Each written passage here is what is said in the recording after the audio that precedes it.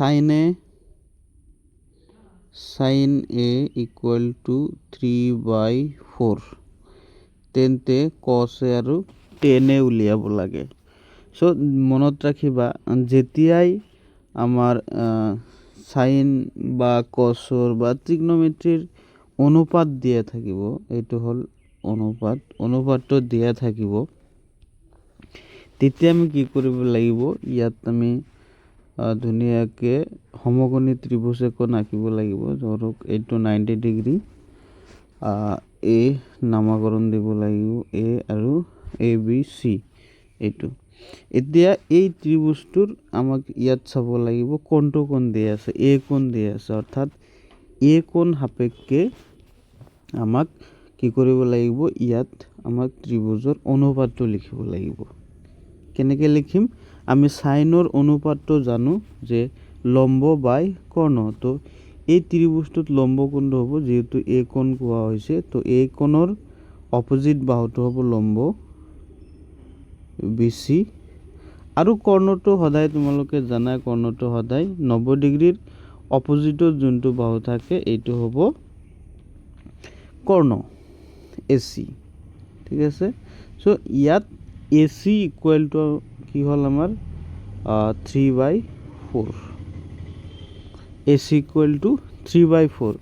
ইয়াত এটা বস্তু মনত ৰাখিব লাগিব যে এই যে BC ইকুৱেল টু 3, তলত AC ইকুৱেল টু 4, এইবিলাক কিন্তু বাহুৰ যোগ নহয়, এইবিলাক বাহুৰ যোগৰ অনুপাতহে হয়। গতিকে আমি ইয়াৰ লগত এটা ধ্ৰুৱক এটা সংখ্যা ধৰিব লাগিব, কে। ইয়াৰ পৰা আমি ধৰিব, তো ইয়াৰ পৰা যদি আমি কে ধৰোঁ, অৰ্থাৎ BC ইকুৱেল টু 3K আৰু AC ইকুৱেল টু 4K ধৰিব লাগিব। BC ইকুৱেল টু 3K আৰু AC ইকুৱেল টু 4K। এটা বস্তুৰ মান নাই, সেইটো আছিলে আমাৰ ABৰ মানটো আমাক উলিয়াব লাগে, ঠিক আছে। ABৰ মানটো আমি কেনেকৈ উলিয়াম, যেহেতু আমাক তিনিটাই লাগিব বাহুৰ মান, তেতিয়া আমি অনুপাতবিলাক উলিয়াব পাৰিম, যিকোনো এটা উলিয়াব পাৰিম। এতিয়া আমি পাইথাগোৰাছৰ ফৰ্মুলাটো ব্যৱহাৰ কৰিব লাগিব। ইয়াৰ পৰা তোমালোকে চাই ল'বা, BCৰ মান 3K আৰু ACৰ মান হ'ল 4K। তো ফটো ব্যৱহাৰ কৰিলে AC কৰ্ণ স্কোৱাৰটো লম্ব AB প্লাছ BC স্কোৱাৰ। ইয়াৰ পৰা ACৰ মান কিমান, ACৰ মান 4K ইকুৱেল টু ABৰ মান নাই, ABৰ মানটো আমাক উলিয়াব লাগে, BCৰ মান কিমান 3K, এনেকৈ স্কোৱাৰ কৰি দিলে হ'ল। 4K স্কোৱাৰ কৰিলে কিমান হ'ব, 16K স্কোৱাৰ, আৰু ABৰ মান নাই, আৰু 3K স্কোৱাৰ কৰিলে কিমান হ'ব, 9K স্কোৱাৰ। চ' ইয়াৰ পৰা 9K এইফালে আনিলে কি হ'ব, 16K স্কোৱাৰ লেফ্ট ছাইডত আনা, 9K equal to AB square, অৰ্থাৎ 16K square minus 9K square. এই লাইনটো লৈ চোৱা, 16Kৰ পৰা 9K যদি আমি মাইনাছ কৰোঁ কিমান থাকিব, এইটো আমাক চাব লাগে যে 16 মাইনাছ 9 কিমান থাকিব, নিশ্চয় 7 থাকিব। গতিকে AB স্কোৱাৰ ইকুৱেল টু আমি 7K স্কোৱাৰ লিখিব পাৰোঁ, ঠিক আছে। এতিয়া 7K square equal to AB square. এতিয়া এইটো আমি ৰুট দিব লাগিব, বৰ্গটো যেতিয়া এইফালে আহিব তেতিয়া কি হৈ যাব, ৰুট হৈ যাব। চ' আমি AB ইকুৱেল টু লিখিব পাৰোঁ 7K square, root 7K square. এতিয়া ইয়াৰ পৰা আমি AB ইকুৱেল টু কি লিখিব পাৰোঁ, এইটো কেৰ ওপৰত যিহেতু বৰ্গ আছে, স্কোৱাৰ আছে, গতিকে কেটো ৰুটৰ বাহিৰত লিখিব পাৰোঁ আমি, আৰু 7টো ৰুটৰ ভিতৰত ৰাখি দিছোঁ, যিহেতু 7টো বৰ্গ সংখ্যা নহয়। তো আমি 7ৰ মান পাই গৈছোঁ, এবিৰ মান পাই গ'লোঁ। এতিয়া আমি যিকোনো ট্ৰিগনমেট্ৰিৰ আমি অনুপাতকেইটা উলিয়াব পাৰিম।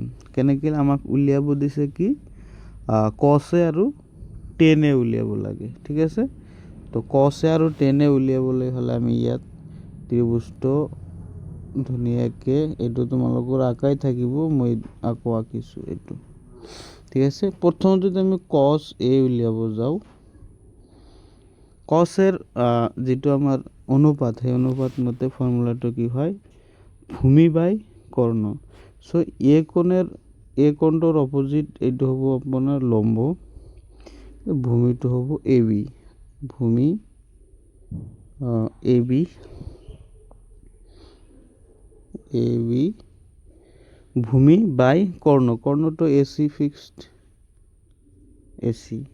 এতিয়া কি কৰিলে হ'ল এ বিৰ মান আমি অলপ আগতে পালোঁ কে √7 ডিভাইডেড বাই এ চিৰ মান কিমান 4 কে। এতিয়া কে আৰু কে কেনচেল গ'লে কিমান থাকে √7/4। তো কছৰ মান আমি পাই গ'লোঁ √7/4। এতিয়া আকৌ আমি টেনে উলিয়াম, ঠিক আছে। টেনে উলিয়াবলৈ হ'লে ঠিক একেদৰে ত্ৰিভুজটো আমাক লাগিবই টেন এ। টেনেৰ ফৰ্মুলাটো কি আছিল আমাৰ লম্ব বাই ভূমি, লম্ব বেছি এ কোণৰ অপোজিট বেছি, ভূমি হ'ল এ বি, ঠিক আছে। বেছিৰ মান কিমান 3K আৰু এ বিৰ মান কিমান কে √7। তো কে আৰু কে কেনচেল কৰিলে কিমান হয় 3/√7, ঠিক আছে। সো এনেকৈ আমি যিকোনো ত্ৰিকোণমিতিৰ অনুপাত আমি উলিয়াব পাৰোঁ যদি অনুপাত দিয়া থাকে, ঠিক আছে। ধন্যবাদ।